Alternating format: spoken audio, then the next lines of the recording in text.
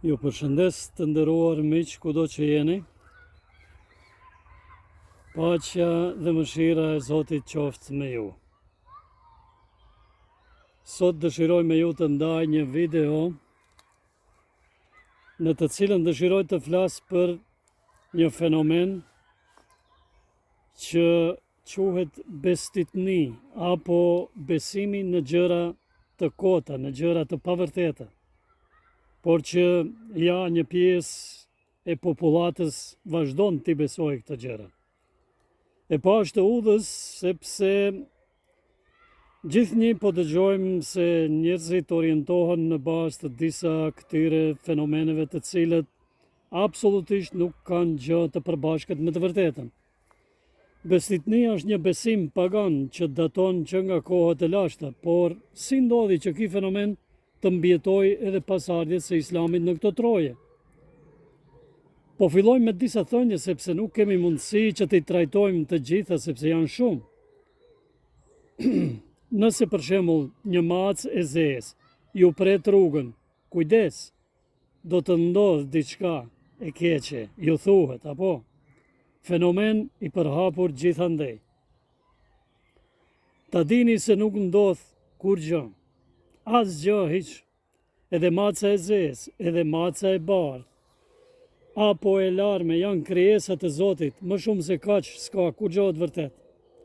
Ata bëjnë punën e vete, jetojnë jetën e vete, shëtisin, kalerojnë rrugët, ju presin njerëzve rrugën, por kjo me macën e zezë, me qenin e zi, në fenë islame, mbi baza islame nuk ka asnjë të vërtet, hiç ndodh nga kjo.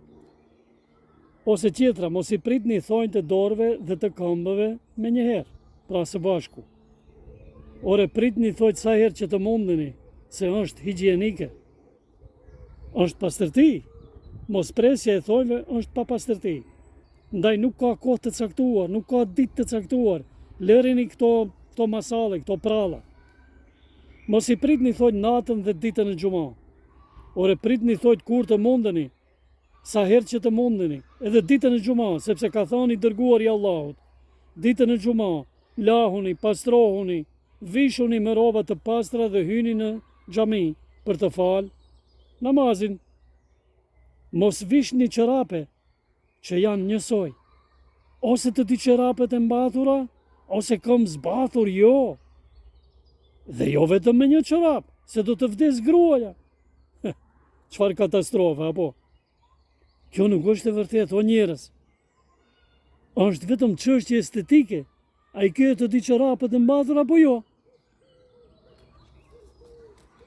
Mos fishkëllo natën, se i mbleth ata qofshin larg. Katastrofë.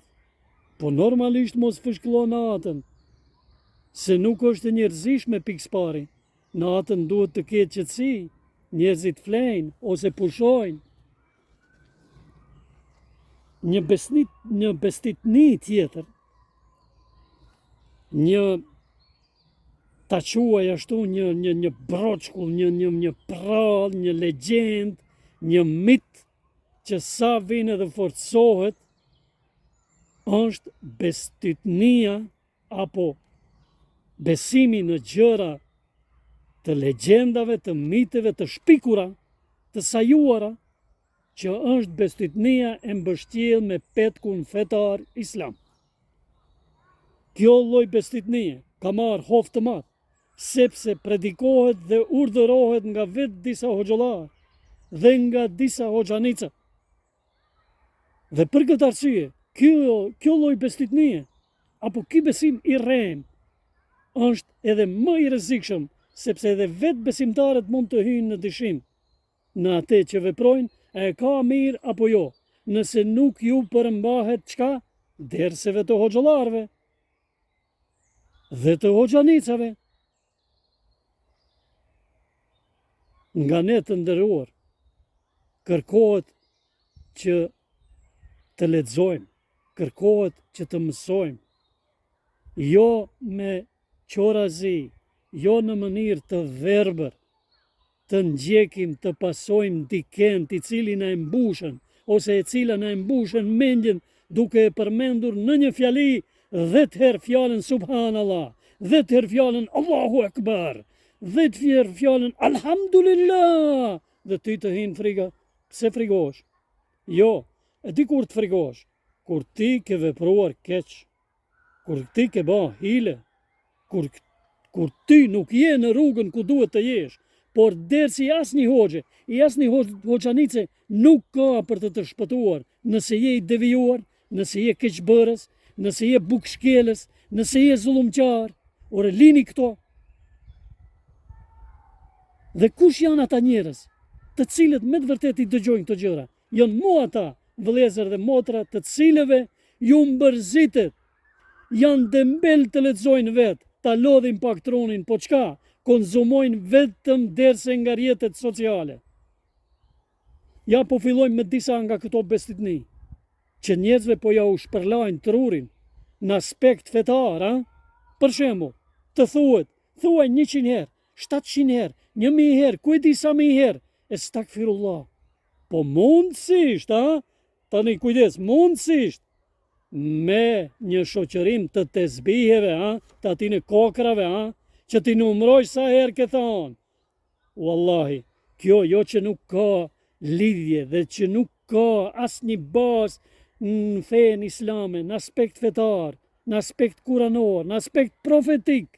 Kjo nuk mbështetet as kund në islam, as kund hiq. Ose për shembull, këndoje surën Yasin natën e xuma. Dhe kjo sidomos urdhërohet që të lexohet për të vdekurit. Po edhe kjo nuk ka bazë islame, o njerëz. A e dini se mu në surën Yasin, Allahu e përmend ajetin ku thuhet: ne Kur'anin e kemi zbritur për të gjallët.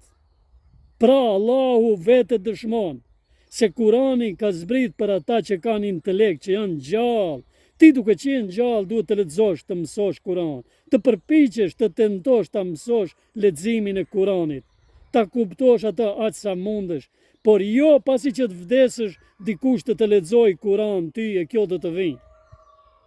Ka di kategori të dietarëve këtu, ka një kategori të dietarëve që e lejon me përjashtim të vetëm atyre të cilët duke qenë gjallë kanë lexuar vetë Kur'an, dhe pasi që kanë vdekur, pasardhësit e tyre, qofshin familjar, bijtë e tyre, lexojnë për ata, ndoshta këtyre ju shkon, thonë ata, wallahu alem. Po, sido që tjetë, nuk bëhet hatme, nuk lexohet Kur'an për ata të cilët kur ishin gjallë, as një minut nuk e kanë harxuar që ta mësojnë një germ të Kur'anit. Besoje këtë, o i nderuar dhe o e nderuar, dhe hiq dorë nga këto derse. Tani më dëgjoni me vëmendje për bestitnin që vallahi i ka kapluar edhe ata që dinë shkrim dhe lexim. E kush janë ata? Ata janë studentët që pretendojnë që një ditë të veshin petkun e intelektualit. Atine dini çka ju thuhet në përderse. Lexoje ajetul kursin, se do të hiqet frika e provimit. Thuaj 100 herë, 1000 herë, 3000 herë, Subhanallah, Elhamdulillah, Allahu Akbar, la haule wa la quwwata illa billah. Dhe do të japësh provimin. Do të hiqet stresi. Mësoj përmendsh 99 emrat e Allahut subhanahu wa taala. Dhe thuaj ata, përsëriti ata, ti do të japësh provimin dhe do të jesh shumë i sigurt. Jo. Wallahi jo, edhe një herë, wallahi jo. Jo të nderuar. Student dhe të nderuara studente, që ta jepni provimin, ju duhet të mësoni, ju duhet të studioni, ju duhet të harxhoni kohë, ju duhet të lodhni pak trunin dhe mendjen, dhe të nxehni vendin ku jeni ulur dhe ku pretendoni se nga aty do të lexoni dhe do të studioni. Pra, duhet të mësoni. Ajo që ka bazë në islam është ajeti kuranor, ku Allahu i madhërisëm thot: lexo, mëso në emër të Zotit tënd që krijoi gjithçka. Kjo pra duhet të jetë motoja e jote, jo dersi i hoxhanicës dhe i hoxhës. Bëne këtë, thuje këtë, se do të hiqet kjo, do të bëhet kjo, do të falet kjo gjina, aj gjina. Asnjë gjina s'ka për të tu falë nëse ti tenton të bësh gjina. Dhe nëse ti mendon se basi që do e krish një gjina, një haram, një hile, një zullum, do ta vrasësh dikën, do ta nëçmosh dikën, do ta tallish dikën, ja marrësh hisën dikujt që i takon atij, e ti jam merr, pse ke forcë, pse ke pushtet. Nuk je mirënjohës, je bukshkelës dhe çka? Kthehesh edhe lexon kul huwallahu 7 do të hiqet. Kthehesh edhe thua subhanallah, elhamdulillah, Allahu akbar, la hawla wala quwwata illa billah, dhe ti tu shlyjen mëkatet. Jo, kanë të randojnë edhe më shumë, se ti je atëherë munafik. Dhe hiq dorë nga këto. Hiq dorë me njëherë. Kalo në atë periudhën, në atë fazën ku ti do t'i kthehesh rrugës së Zotit me dinjitet, me nder, me sinqeritet, nga çdo punë, për çdo veprim. Do me thonë, ta përfundoj këtu, nuk bëhesh mjek, as inxhinier, as arkitekt, as ekonomist, as jurist, as pedagog, duke të fryjnë hoxha dhe hoxhanica. Me ujë nuk e di me çka. Pije këtë ujë se do të hiqet kjo dhe do të hiqet ajo. A e din si të hiqet? A e din?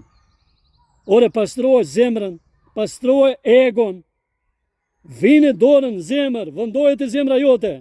Edhe nëse nuk donë që zemrën tënde ta lëndohet dikush, as ti mos ja lëndo as kujt. Dhe e ke kryi krejt. Ulu, mëso, puno, studio, të dish, sepse ka thonë pejgamberi Allahut, sallallahu alaihi wasallam, mësoni që të dini. E nëse ka nevojë, edhe në rrugët më të larta kërkonja dijen. Pra, ti duhet të mësosh, o vlla dhe motër e ndershme, jo ta ndëgjosh hoxhën palla tuk treguar, edhe hoxhanicën, duke i mbush çantat me pare. Nga kush? Nga besimtarët budall. Mos bëhi bre budall. Mos ni bre. Allahu ka zbrit libër. E kini librin e Allahut. Ajo është udhëzimi juaj dhe imi. Nuk është hoxha. Fund, as hoxhanica. Në takimin tonë të radhës, inshallah, do të flasëm për një temë të veçantë.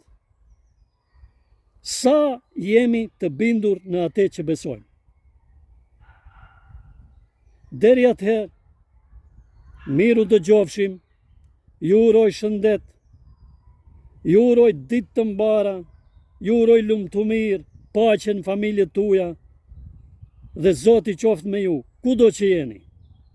Miru pafshim në videot, miru dëgjofshim në videot e ardhshme.